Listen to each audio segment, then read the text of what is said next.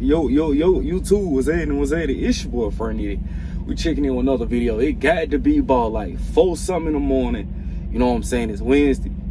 Getting it in. You know what I'm saying? I just pulled over for the night. Trying to make it happen. Alright, so just to update people on what's going on as far as possibly switching over to the 85% side, people. I did get, you know, info as far as the 85% side and giving money to make them type of moves. But to me personally, after reviewing everything and talking to other drivers and doing this, that, and the third, let me tell y'all something. So this has just been my outlook. If you know any information or anything, you know, drop down in the comment section. You know what I'm saying? Like, I'm always open. Like I say, once again, I don't know everything about truck driving or whatever like that. You know, I don't know the complete 100 ins and outs of everything. But as far as I know of what I've been picking up lately is, it just might not be the right move for what I'm trying to do. So peep this out. With Tail, even if you wanted to move your truck, you still have to pay $14,000 to move your truck. That's even if you have your own authority and your own insurance. So peep this out. In my mind, what I'm thinking, why would I go ahead and get my own insurance and still have to pay somebody $14,000 just to go and pull somebody else's freight? They got the power only over here, but I'm not gonna lie, like an extra $1,500 a week to me personally just don't feel right. It don't. And as far as I'm concerned, like, yeah, they still take the truck payments out of your check, you know, every week the same way they do if you're on the 65% side. Me, I feel personally, if I was to take $14,000 and move my truck and make payments out of my bank account, that will probably be more suitable with a company that actually pays more. What I'm thinking is also, like, plan C, instead of paying $14,000, just go ahead and refinance my truck through Navy Federal. I was told another 6 months with the pricing of the truck, I should be able to go ahead and refinance my truck with no problems. So either I can sit back for 6 months and then refinance my truck, or I can go ahead and pay the $14,000 to move my truck, then refinance it. I'm not gonna hold you. The rates that's being pulled over here with USA, I'm not gonna lie. When a winter storm hit, all the rates shot up. All the drivers at home, don't nobody want to go northeast, don't nobody want to do this and do that. I've seen some outrageous numbers when it came down to that, you know, when it came down to the winter storm. But at the same time, it's like the exact same lows that they want to raise, you know, the rates on. It's like, why the rates can't be nowhere near that, even when there is no winter storm. So the lows that I ended up booking, even though they weren't going in a direction, they were just paying a lot more than what they normally pay. What I don't understand with USA is, when I first got here, doing way decent, somebody made the smart ass comment like, yeah, we went from this many drivers to having 500 plus ICs, and that's the reason nobody's making money. It's a fucking lie. You know what I'm saying? The more drivers you have, the more freight you can have, and more that could be distributed. So just because a certain amount of people watch my channel and came over here, that don't make that the problem. That's not the problem. Maybe if the company was more equipped and prepared for a possibility of having a large amount of drivers come in, then, you know what I'm saying, we would probably be better off. But as far as what the race is going, pulling the load that's possibly 600 miles, paying $1,700, you probably get $1,100 out of that, and then you'll turn around and still probably get like a BS $100 and some fuel surcharge off of the load. Let's think about it. A lot of times, well, take your 65%, which would be $1,100 of 17, and then you got an extra 2. That right there, that'll probably put you at about, well, $1,400. No BS. I just pulled a load like that. 600 miles, 1100 net to you, and then you got $100 and some fuel surcharge. So they put you at 12. My fault. They put you about $1,200. Then take 1,200 divided by that 600 mile trip. It's not it. It's not it. Cause to me personally, that's not even $2 a mile once you take out your fuel for the load. And then it's not even including the deadhead miles to even go pick the load up. I had a deadhead 186 miles to go pick the load up. So with some of these rates,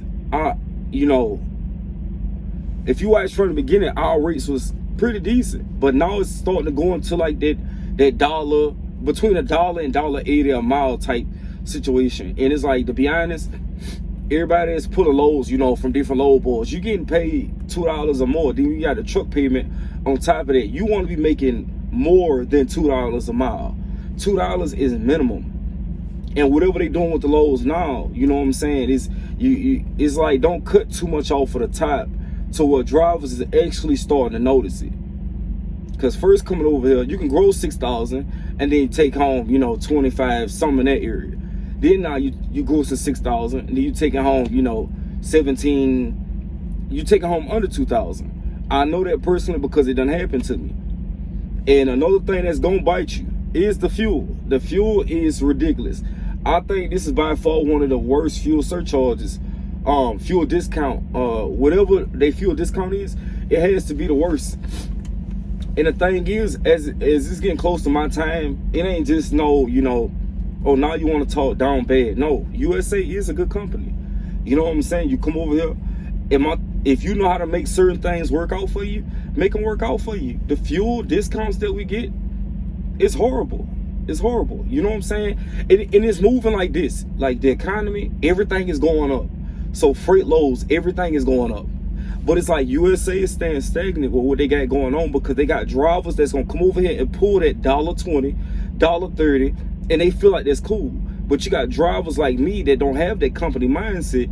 It's like, no, that's not beneficial to my company. But if you sit there, you still got to realize you got insurance, truck payments, this, that, and the third coming out. You know what I'm saying? So you're forced to go get it.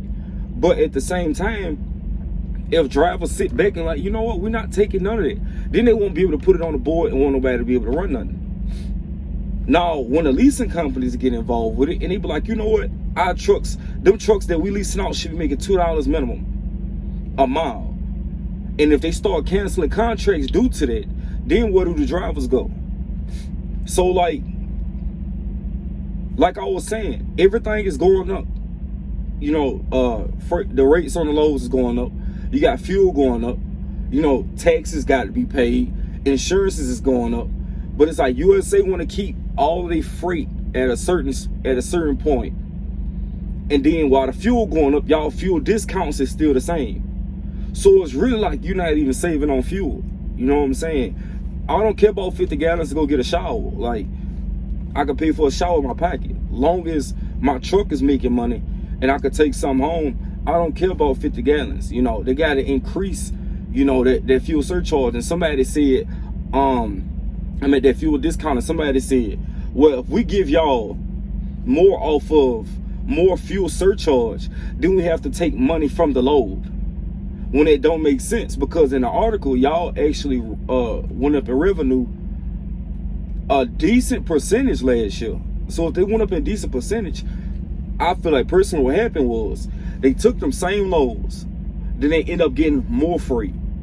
And then what I feel like they do is they continue to take the money off the top, and then you short your IC drivers so that the company can make more revenue without really thinking about how the IC drivers feel. And they just dead on that. And then I got another message saying like, I got another word. This particular person has access to 3 or more load boards now. And then you want to sit on a fleet-wide message. That do not pertain to us. Just because the thing is, if you send somebody in administration of a load board, what do they have to do with your drivers? Or if you get in a tight situation, tight spot, or you can't find no loads in the area, contact your fleet manager. We shouldn't have to do that. Just give us access to the loads, put them on the board so we can be able to see it. But no, you want to have the loads so you can tell us how much you're gonna pay us for the load just to get off the area and still take more money. It's like it's a cycle when it comes down to this. And you know what I'm saying? That was just like my whole thing. I refuse to go and pay insurance and to get on the 85% side and then still pay to move my truck and only take home $1,015 more. Like, you know, I seen somebody else settlement. The thing is, all right, you taking home $4,000 guaranteed. That ain't nothing but an extra $1,000 to me. An extra probably 15 sometimes during the all right week, whatever like that. It's just not worth it. You know, to some it might be worth it. They be like, oh, it adds up over the month or it adds up over an annual. It's like when you paying for something, you're not supposed to be. I went from, if you check out my beginning videos, I went from running 15 to 2,000 miles making great to now I'm pushing possibly 22 to 2,600 miles a week, and it's kind of averaging out, but not so much, because you're burning more fuel, you're doing more this, you're doing more that, and then you're thinking like you take a load down to Florida paying $4,000, you still got deadhead back out, you still gonna come up empty-handed. So it's like at some point when it just become a little too crowded, you know what I'm saying? You know,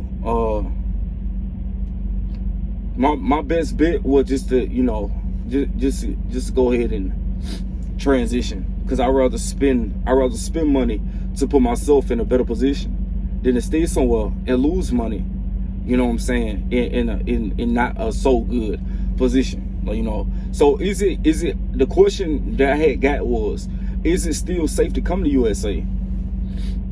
The answer, I don't know. Like you could come a couple weeks and stake your money, hey, move your truck, or you could come, hey, if you like a certain thing, like the thing is, I know where I come from, I know my worth, and I know my work ethic.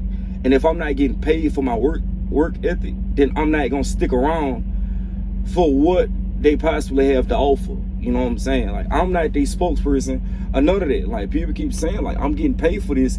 They don't pay me to speak on nothing. So like I just tell exactly what it is at that time and that matter.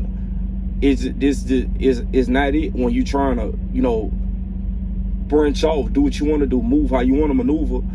It's just not gonna happen. You know what I'm saying? And no BS, this guy up there in Ohio, right? He was telling me, he was like, because as I was getting my PM service done, I told him, I'm like, hey man, the fuel that I'm getting now is not lasting. So I don't know how you speak fuel talk as far as what's in what and the ethanol and this, that, and the third, like, but the fuel is more watered down than anything at this point.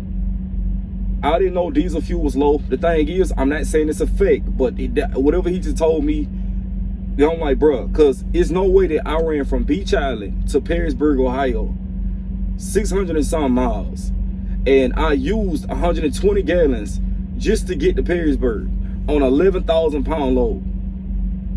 And that was my truck. That was my truck's doing. And we probably moving between 70 to 72 miles an hour. Ain't no way. So, with that being said,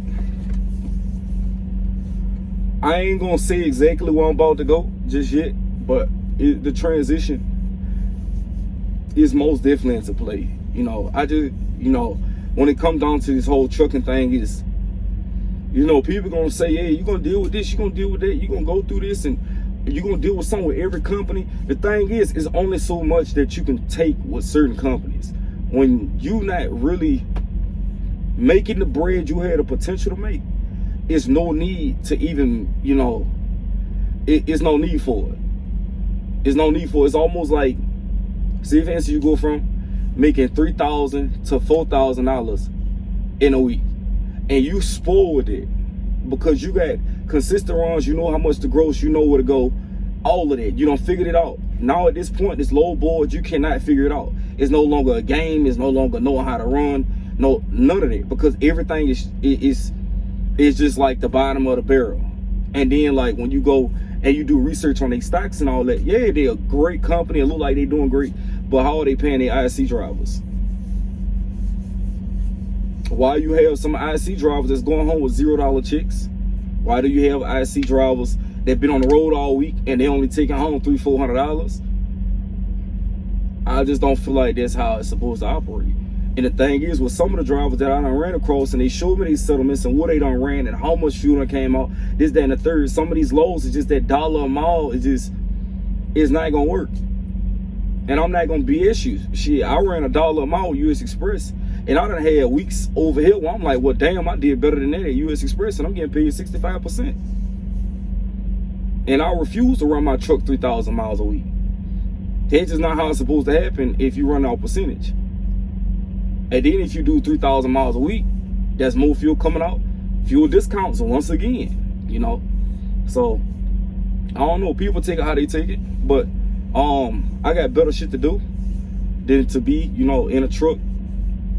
I'm not trying to be all, you know what I'm saying, constantly running a truck just because somebody else don't want to pay you. So I'll worry about getting that insurance and stuff later on when I get into a better position. But at this point, I got to move myself to another position. And it's not complaining. It's not complaining. Just give my experience. Like I say, once again, good company. It's not complaining. It's just me knowing if drivers sit back and realize like how much you worth after a certain amount of years. I've been driving 7 years. I shouldn't be going through a point where it's like, yeah, like you're not even taking home $2,000 a week, or it's hard for you to take home $2,000 a week when you got local drivers taking it home on, you know, dedicated accounts. It ain't really too much, you know, to talk about after that. You know, and I'm not the only driver. And you're like, oh yeah, why this, why that? You know, I speak for multiple drivers when I actually make these videos, because I take what they tell me plus what I have going on, just mix it together and let y'all know what's going on. Like, so we're most definitely making it on transition. You know, and some people probably, you know, bro, you should just do the 85% and try this, try that. The thing is, when my tires coming from my Peterbilt, I don't have no overhead. This truck right here, I'll refinance the truck, put somebody in it, do what you're gonna do with it.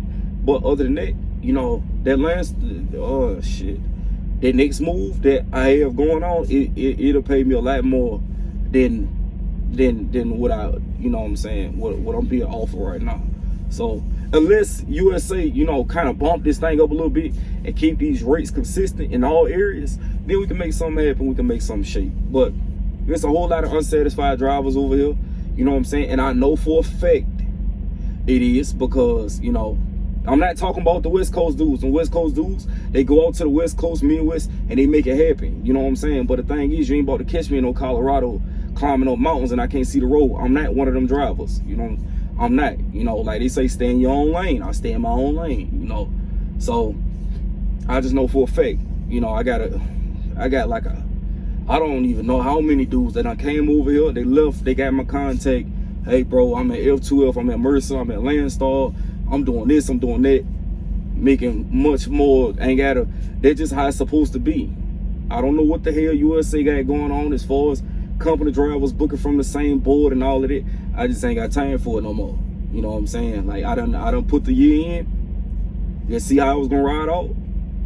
And the thing is, I took home, I got it written down because I know I did one video that was like, I took home 163,000 last year, but I grossed 261,000. And I'll put it right here so you don't think I'm lying. But 261,000 last year I took home. And the thing is, you can make money, but I got the potential to make more. You know, with the way this year's starting out, and they say like the first quarter is the worst year. I mean, worst part of the year. I just don't believe it. You know what I'm saying? There's people that's, I know. I see certain things was, you know what I'm saying? I don't like to be shortcut. No, none of that. I hop out every week, do my job, go home. That's how it's supposed to be. And then for us to be some of the top essential workers in the world, should nobody be worried about a paycheck? No, none of that. So, you know, that's what the whole, you know, knowing your worth as a driver is sitting there with me. But, you know, if you got anything to comment, you know what I'm saying, please like, subscribe, and all that, and just drop them down in the comment section, you know what I'm saying? Just get my experience. You know, catch up with y'all on the next one.